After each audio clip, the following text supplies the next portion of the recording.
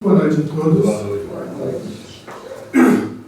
Que Jesus, nosso mestre, nosso irmão maior, seja por todos nós. Nós trouxemos para a noite de hoje o tema: quem é meu semelhante?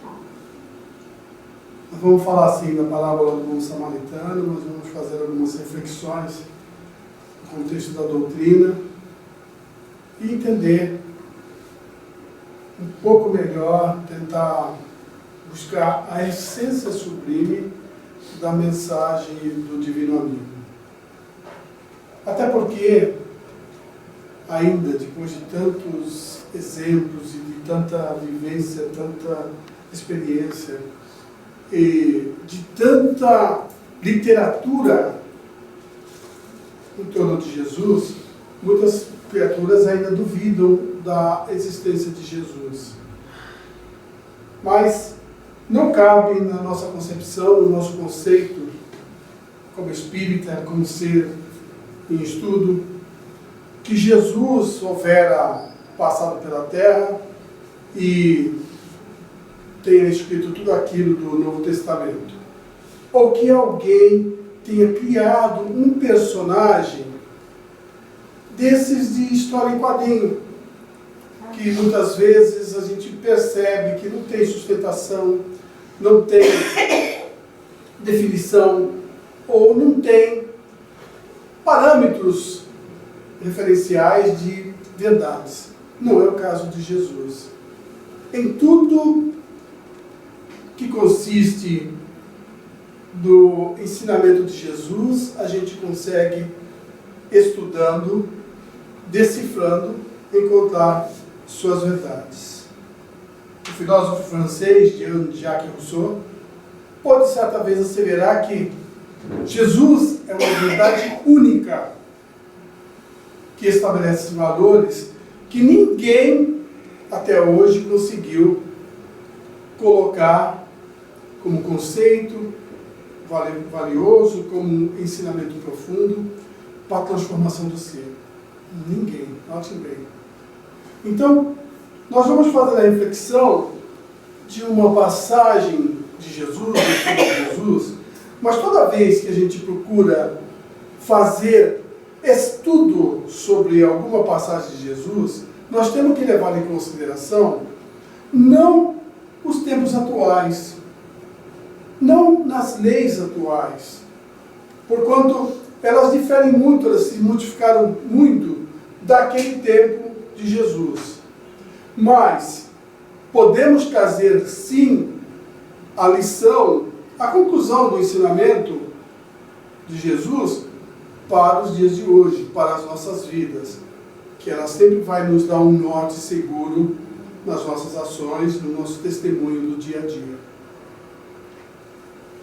Muito bem, essa parábola de Jesus, do bom samaritano, ela passa, ela tem a narrativa de Lucas, no capítulo 20, nos versículos 30 a 35, mas antes disso, lá em Lucas 9, começa e dá origem a essa experiência que Jesus passa nesse ensinamento.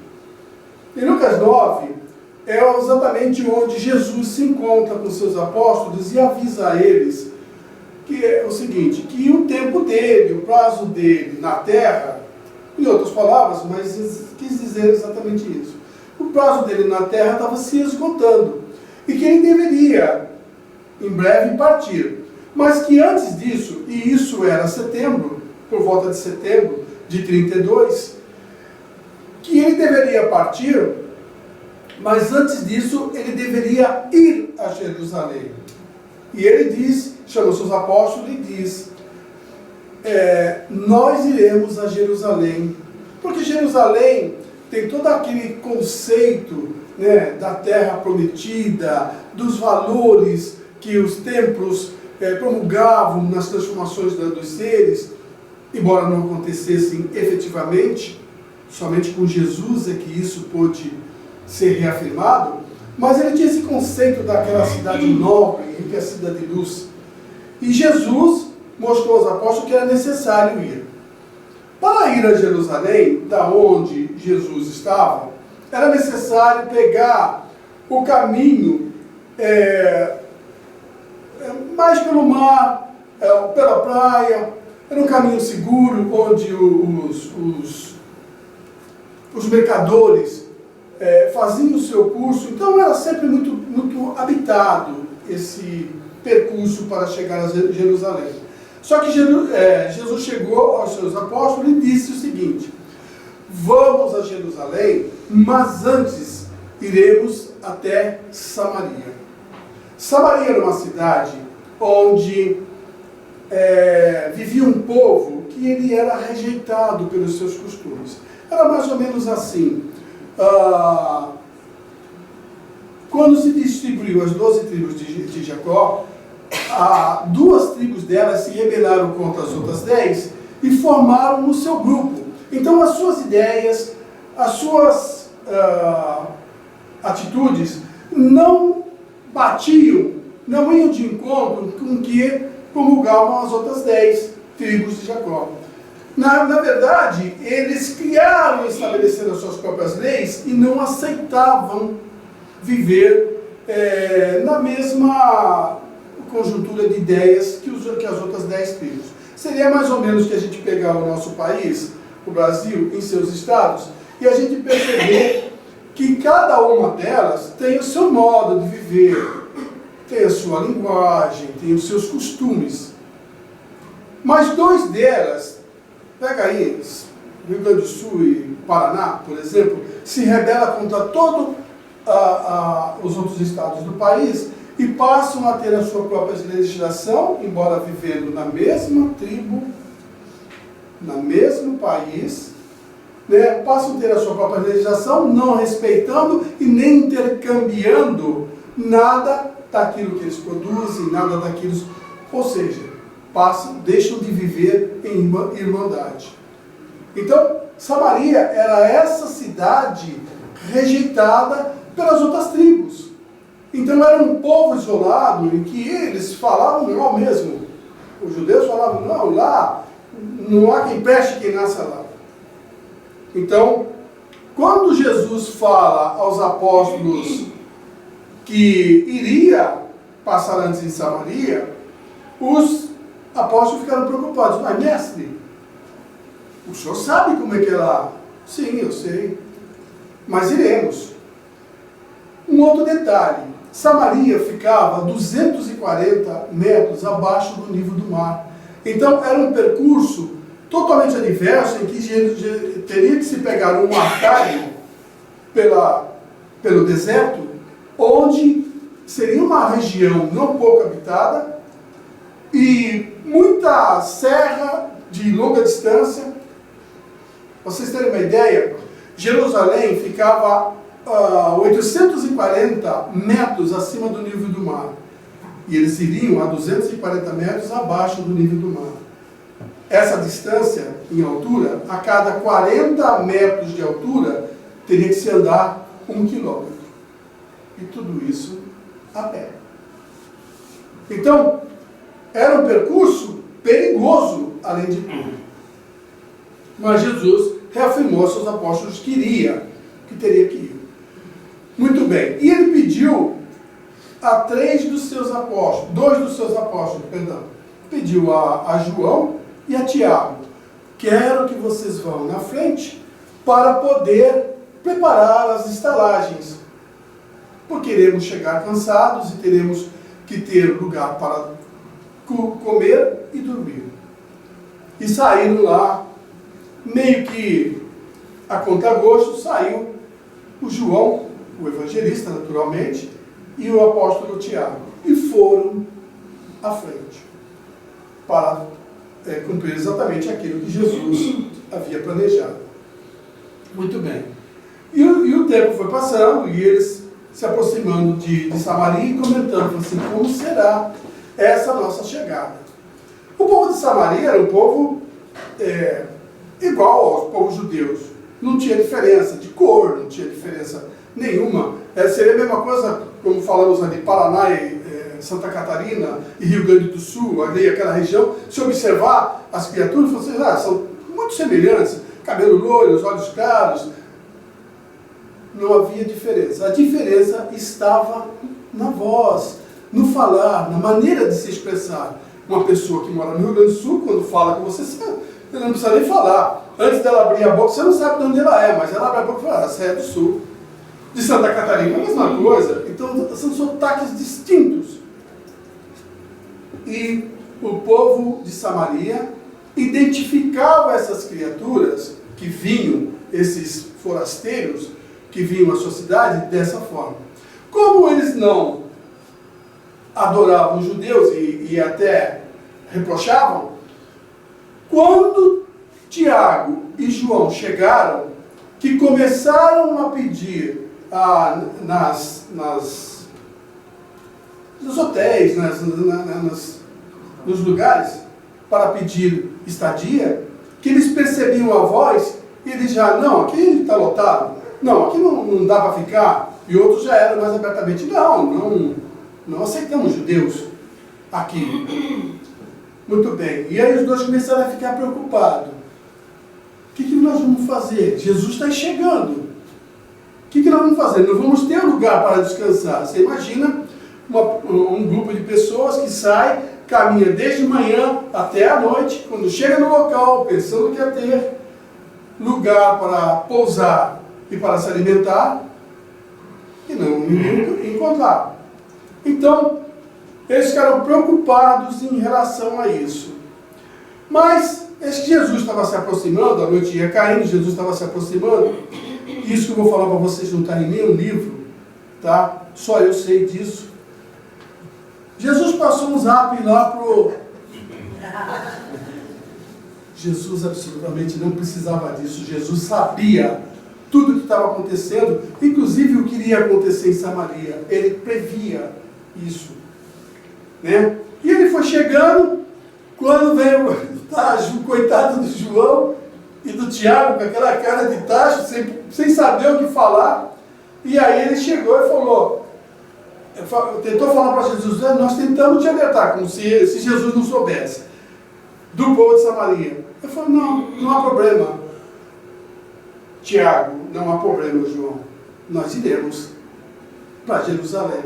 E os caras olharam assim para o outro e falaram, não, está de brincadeira, mestre, o senhor não está com bolha no pé, não? O senhor não quer sentar aqui nas pedras aqui mesmo, ficar por aqui?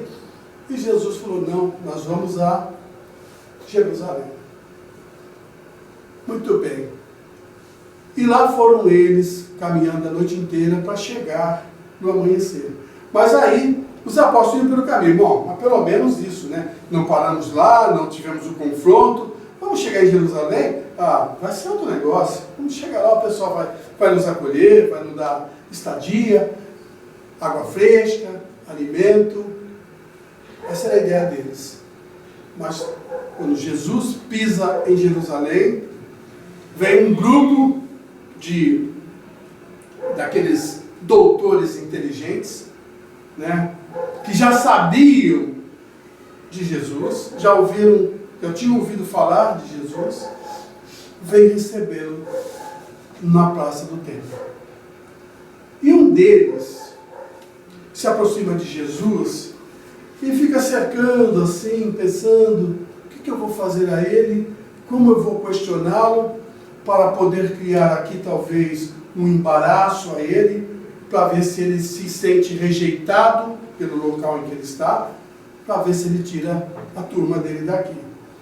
E chega para Jesus, daquele modo próprio que os doutores da lei tinham para com ele, e pergunta a ele, mestre, poderemos fazer uma pergunta a Jesus? Pois não, faça. Tipo assim, se eu souber, respondo. E aí ele chega e fala assim para Jesus, como podemos ganhar a vida eterna? É uma pergunta difícil. Imagina nós, estudiosos da doutrina espírita, né? Um dia chegamos uma reunião lá com 100, 200 pessoas, e aí na frente de todo mundo, levanta o pessoal, posso fazer uma pergunta ao palestrante, que ele não preparou aquele tema aquele dia? Posso fazer uma pergunta? Como a gente vai ganhar a vida eterna? De bate-conta, sim, embaraçoso. Mas não para Jesus. Jesus, então, fica olhando para aquele doutor da lei e usa de maiêutica. Maiêutica é uma forma de linguagem socrática.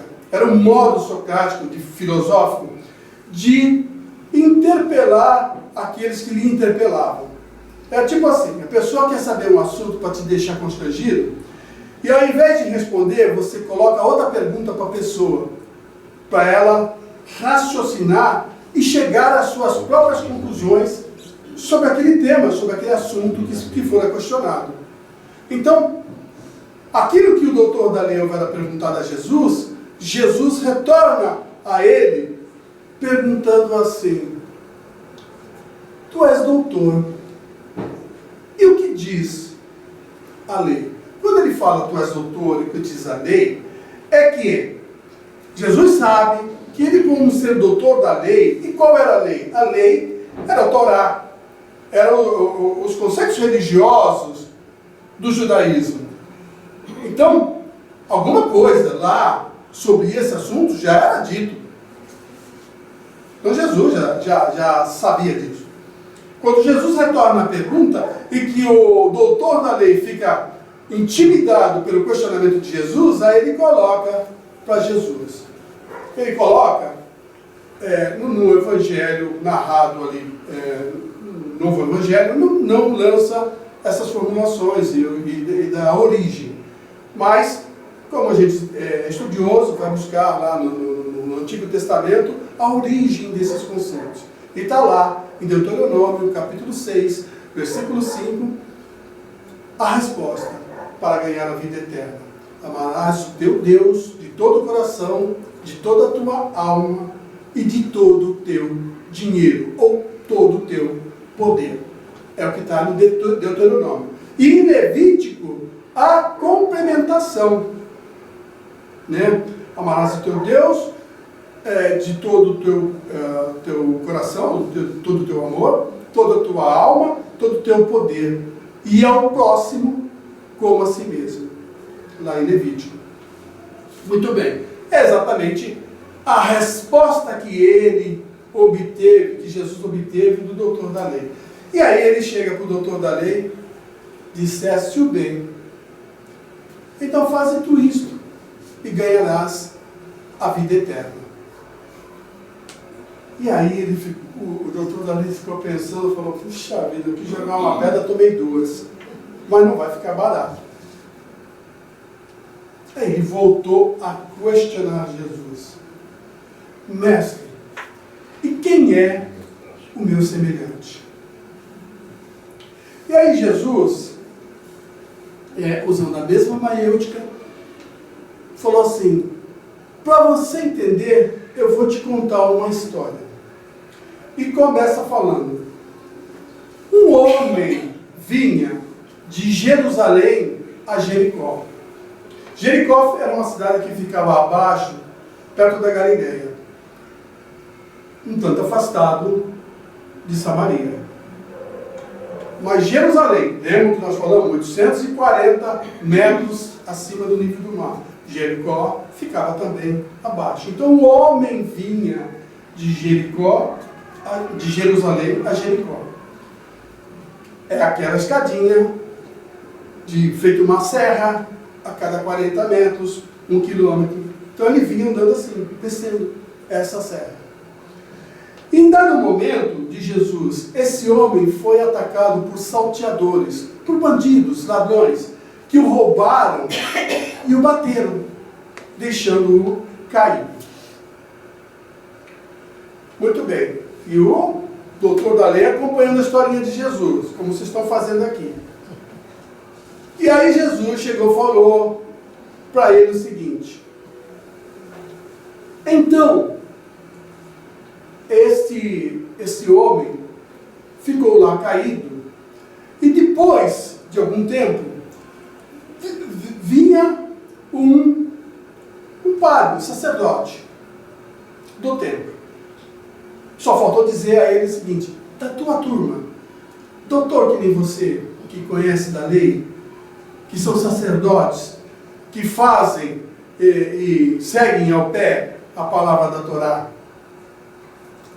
Então vinha esse sacerdote que olhou aquele homem caído e passou ao lado, ou seja, passou distante. Fez o sinal da cruz, pode ter feito uma prece ou qualquer coisa do tipo, mas passou distante. Não se preocupou com aquele homem.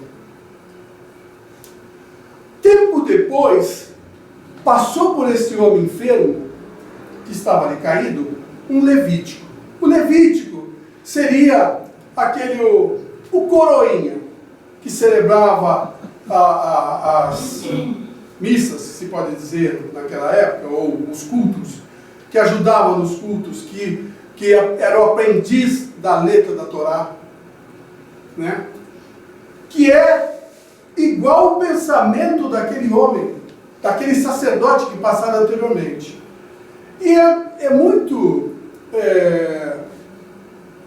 difícil a gente muitas vezes entender por que as pessoas, mesmo aprendendo com aqueles que estão de melhor bagagem espiritual, de melhor conteúdo intelectual, aquele que está aprendendo, que observa que aquele que é o seu mestre não agiu corretamente, ele não procura ter iniciativa de fazer uma atitude melhor, mas não.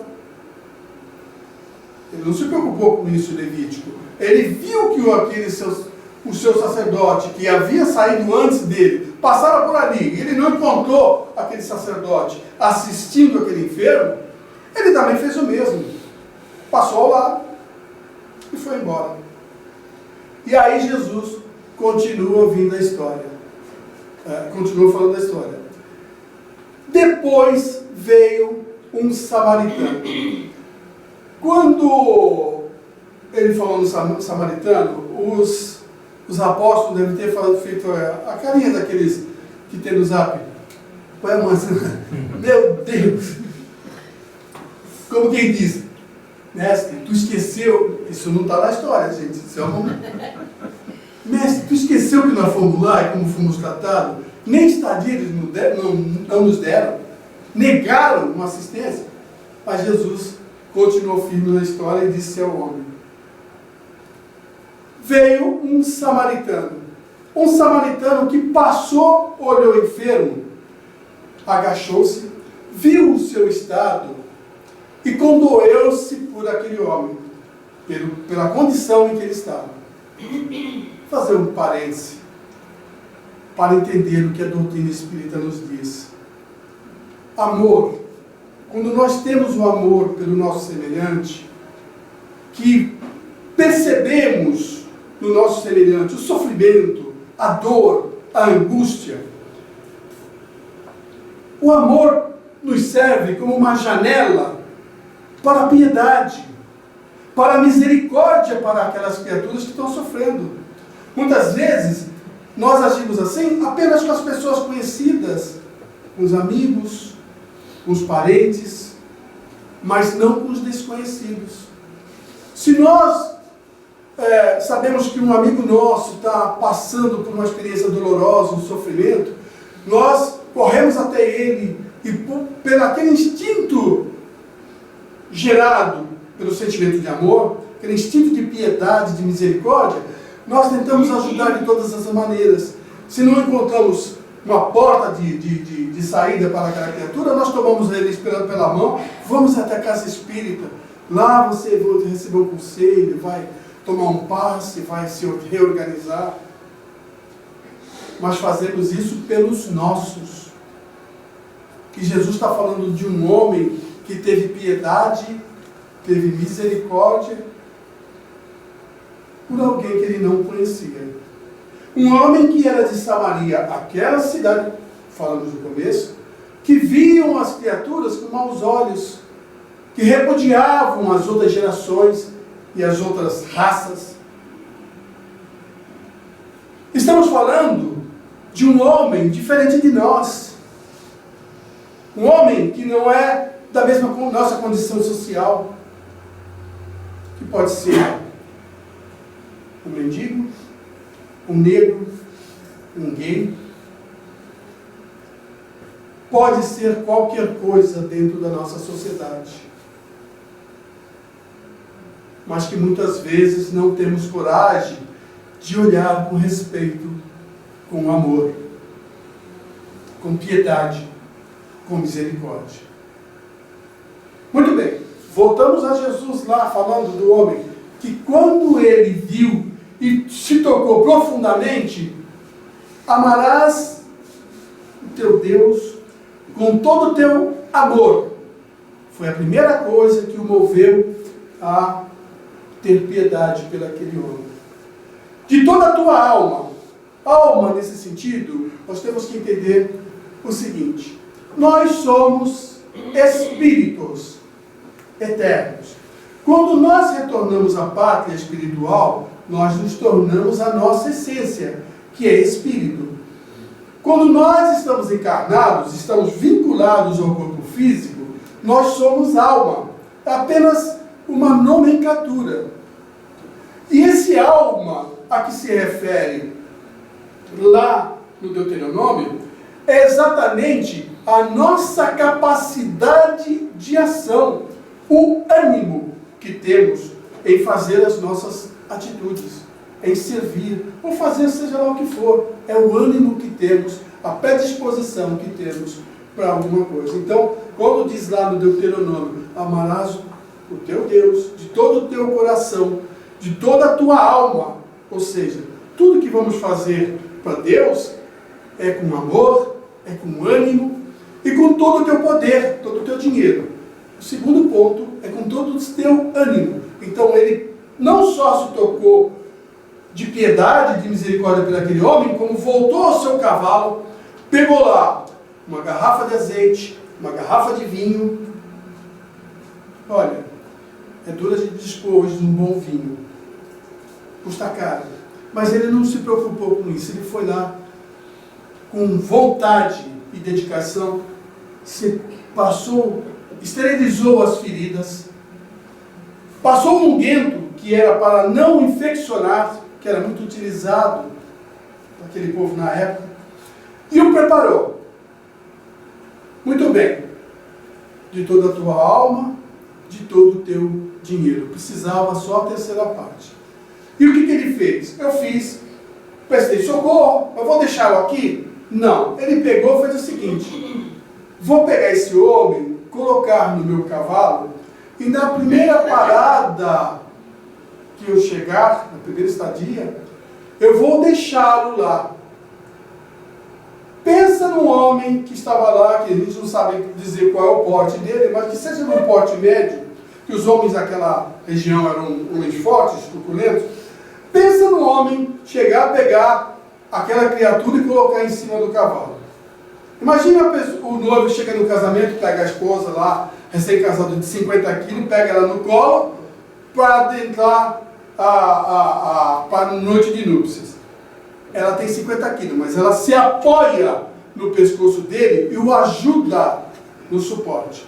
E ele se torna mais leve, ele a pega e conduz.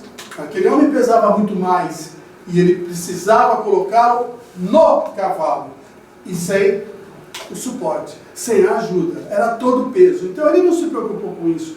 Pegou o homem, colocou no cavalo e saiu.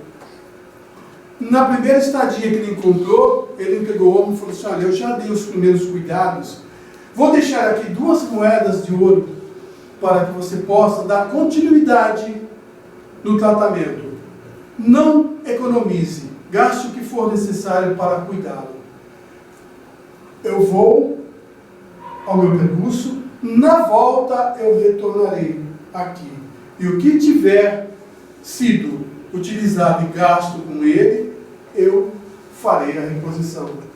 Então, de todo o seu poder, ou seja, de tudo aquilo que você pode na vida, daquilo que constitui teus valores, que são apenas para agregar nas tuas ações e não apenas para o desfrute. Era o que dizia a lei. Então, Jesus narrou a criatura e chegou, perguntou ao doutor da lei: quem te parece que foi que agiu como semelhante? E nós fazemos um parênteses agora. Semelhante não são apenas aqueles que nos comungam as ideias, não são aqueles apenas que nos compartilham da mesma identidade, que nos compartilham da mesma afinidade. Jesus não falou, ó, ele pegou o cara porque era amigo dele, ele viu. Não. É um totalmente desconhecido. Então, quando Jesus mostra ao doutor da lei que aquele homem que estava ali caído não fazia parte do métier de amigos, de conhecidos, de familiar daquele homem que parou, e Jesus pergunta incisivamente ao doutor da lei: quem te parece que agiu como semelhante? E aí, a história não diz a resposta específica que Jesus pediu ao doutor da lei. Seria mais como ele estivesse falando assim: samaritano, quem? Samaritano,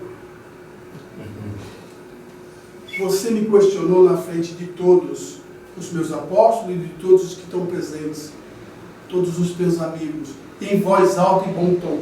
Só faltou Jesus falar isso. Isso não está na parada. E não tens coragem de dizer quem? E ele, para não ser incisivo e chegar ao denominador comum de ideias de que havia sido o samaritano, ele respondeu de outra forma. Responde, mas fala diferente. Ele disse assim: foi aquele quem teve misericórdia. E quem teve? O samaritano. Em outras palavras, ele quis fazer referência ao homem, porque nem se dirigir ao nome deles, eles gostavam. E aí, Jesus chegou ao doutor da lei e respondeu e disse a ele: vai tu e faze o mesmo, para ganhares a vida eterna. Uma matemática simples, né, que Jesus deu para aquele homem, para aquele doutor da lei, aquele que tinha conhecimento, aquele que compartilhou com seus companheiros em outras oportunidades, no questionamento de Jesus, quanto nascer de novo, quanto a tantas outras situações. Mas, naquele momento, estava definido para aquele homem que o que atribui valores aos seres, às criaturas, não é o seu local de origem, não é a sua procedência, não é o lugar onde ele vive. Porque ele pode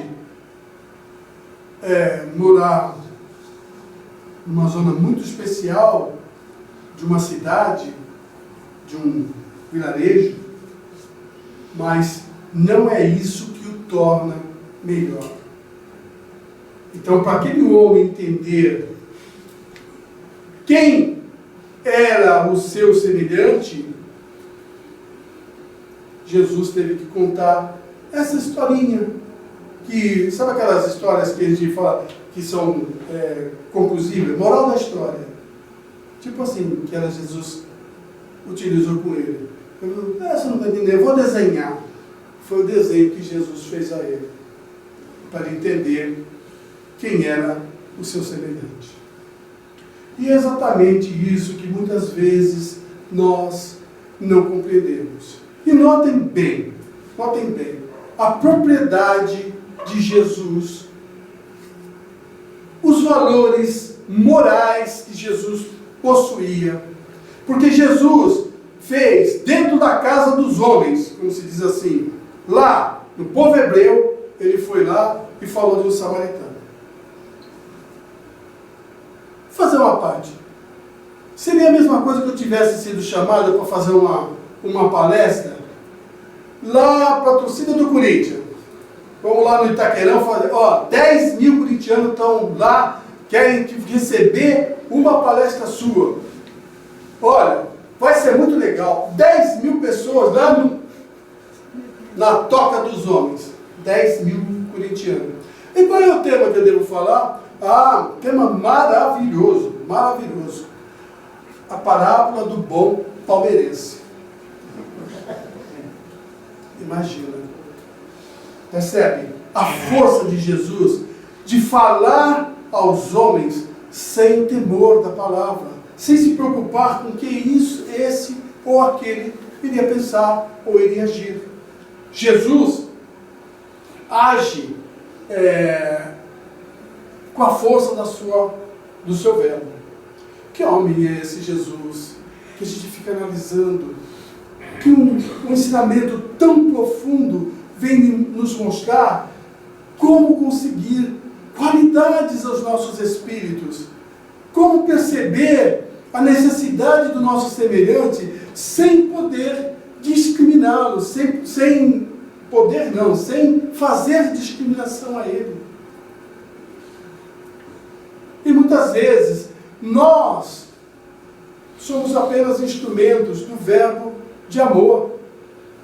Nós, quando eu digo nós, eu e todos nós que estamos aprendendo, que estamos no exercício da caridade no dia a dia, quantas vezes, e é natural, nós ainda não temos a força de Jesus.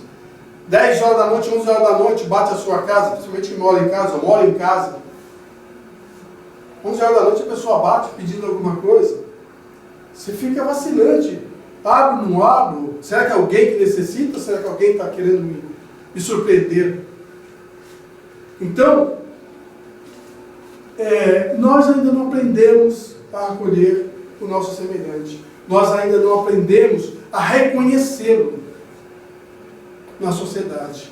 Nós ainda agimos com discriminação. Quando vemos o nosso mundo aí cheio de conflitos, falamos de futebol entre torcidas que não se respeitam, que não aceita a diversidade, que não aceita aquele que ama o homem que ama um homem e a mulher que ama uma mulher, porque não olha apenas o amor que os envolve.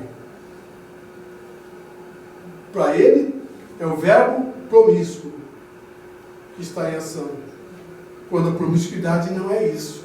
A promiscuidade está entre os homossexuais e está entre os heterossexuais também.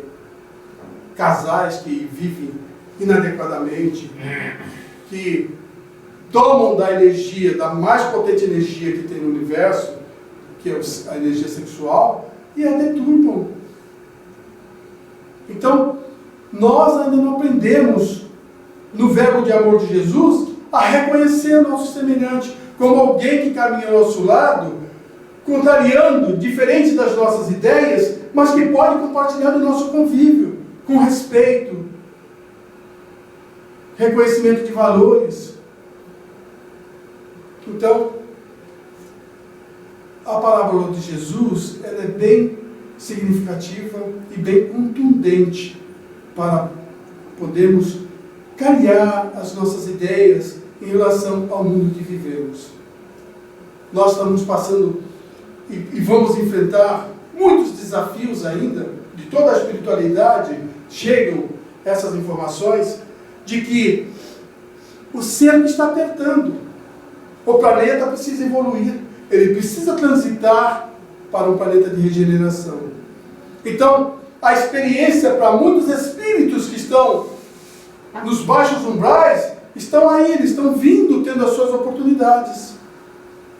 Ao mesmo tempo que eles têm as suas oportunidades, nós estamos sendo medidos. Se eles nos afrontam, e nós acolhemos a afronta, no que somos melhores que eles? Se eles não nos reconhecem como semelhante, e o nosso revide mostra-nos o quê? Que o reconhecemos como semelhante. Então, esse verbo de Jesus, essa parábola, que vem nos trazer caridades espirituais, para que a gente possa definitivamente entender o nosso papel dentro da nossa sociedade. Se nós não podemos conter o nosso irmão pela sua rebeldia, nós podemos inspirá-lo a amor pelo exemplo.